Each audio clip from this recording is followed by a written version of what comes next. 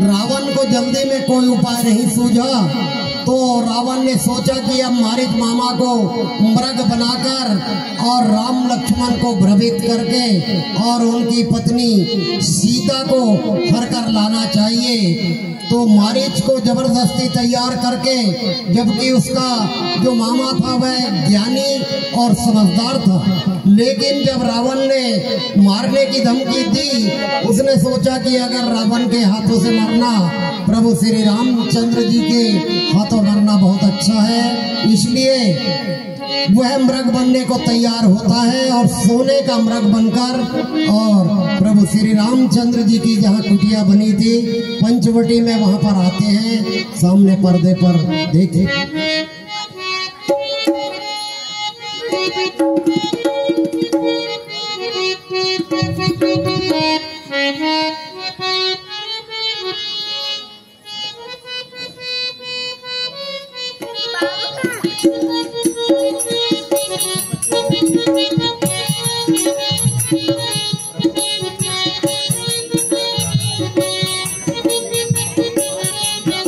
प्रभु देखिए ये कितना सुंदर मृग जा रहा है, ये मेरे लिए पकड़ कर लाइए प्रभु। जी मेरे लिए।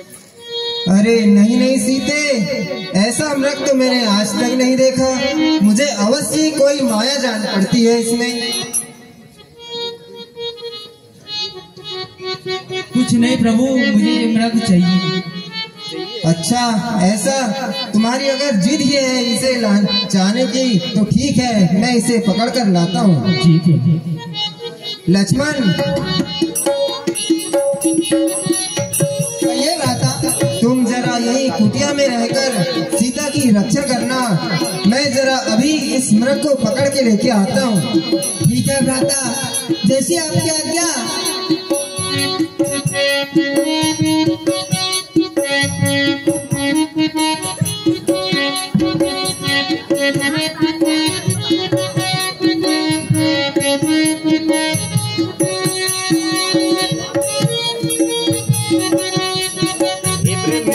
देखो नहीं रावण मैं भी सीता वैसा नहीं, राखी है राखी।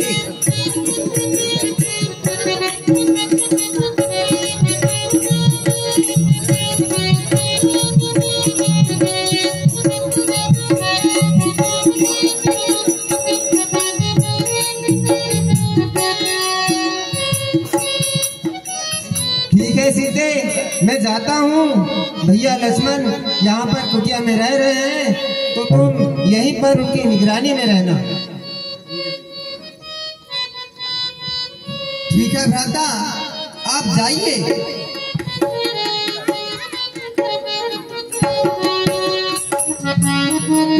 और भला कहीं संसार में की हुआ स्वर्ण पूरम, और होनी होती है प्रबल, करती है मति भंग।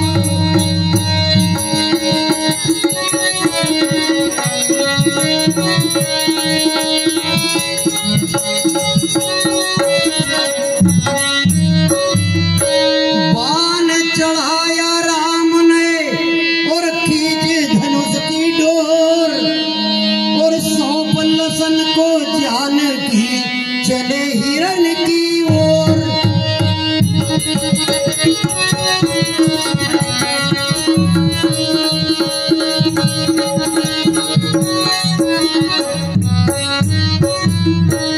हेलो, हमारे सकाराम चाचा जी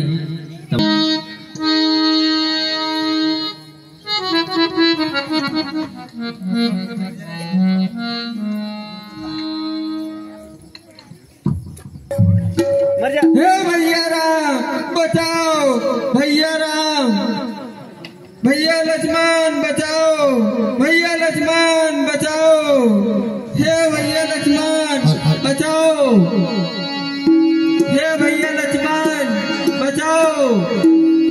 उठो लक्ष्मण, हे आपके भाई राम की है बात। रक्षा के लिए जाइए। हे भैया लक्ष्मण, ऐसा प्रतीत होता है कि वो आ गए हो।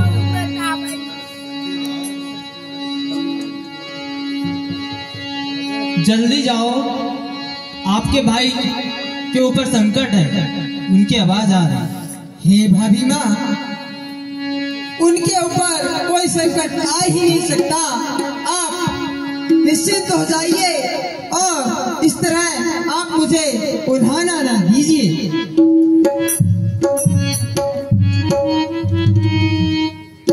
जी जल्दी जाइए भैया। हे भाभी माँ, मुझे तो उन्होंने आपकी रक्षा में छोड़ रखा है, अतः मैं आपको इस वन में कैसे अकेले छोड़कर जा सकता हूँ, आप ही मुझे समझाइए।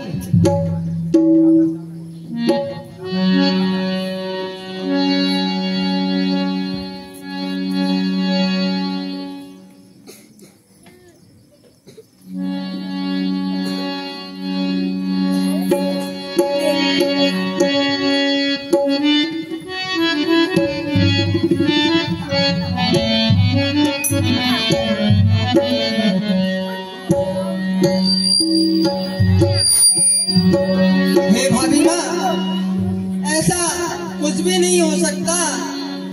यह सब मुझे ऐसा लगता है किसी मायावी की चाल है। किसका साहस है हे माता जो दुख उन्हें पहुँचाएगा। सूरज जिस जगह प्रकाशित हो वहाँ अंधकार कहाँ से आएगा। अच्छा माना दुख आएगा भी तो दुखी नहीं कर पाएगा। आनंद कंद के दर्शन कर सुख को वह पाएगा। यह वन विशाल की व्याघ्र है, चारों ओर घनघोर अंधेरा है। माँ तुम्हें अकेला छोड़ूं यह कर्तव्य नहीं मेरा है। हे माते, मैं आपको अकेला इस वन में नहीं छोड़ सकता।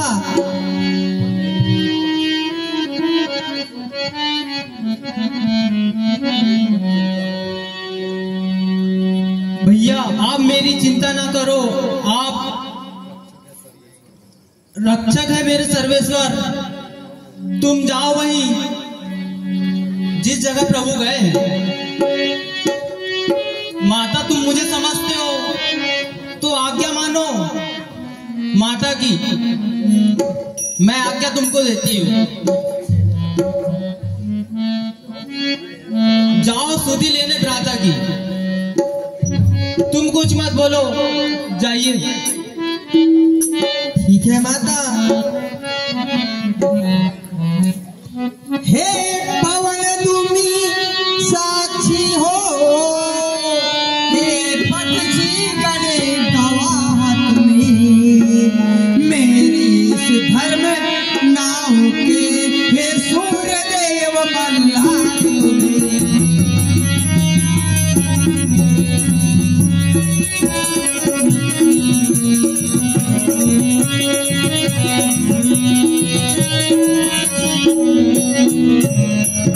आज्ञा पालन करता हूँ बस इतना ही संतोष मुझे। बस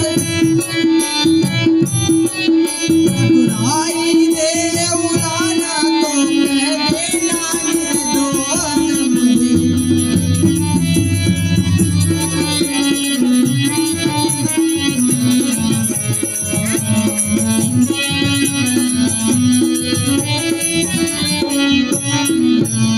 हे पवन देव, हे पक्षीगण, हे सूर्य देव, आप मेरी इस बात की गवाही रखना। मैं माता सीता की आज्ञा से यहाँ से जाता हूँ और गलती से भी मुझे मेरे भ्राता मुझ पर दोष दे तो कह देना कि इसमें लक्ष्मण का कोई दोष नहीं। और मैं अब माँ सीता की आज्ञा से यहाँ से जाता हूँ। हे भाभी माँ, मैं यहाँ एक रेखा खींचता हूँ, उससे आप बाहर न जाइएगा जब तक हम दोनों भाई वापस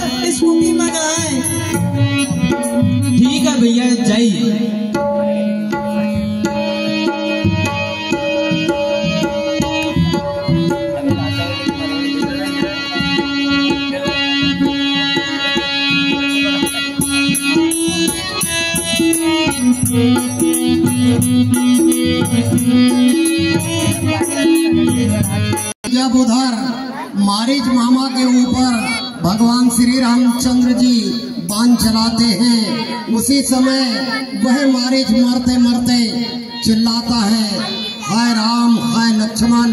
तो लक्ष्मण को उनकी आवाज सुनाई आती है, लक्ष्मण लक्ष्मण करके।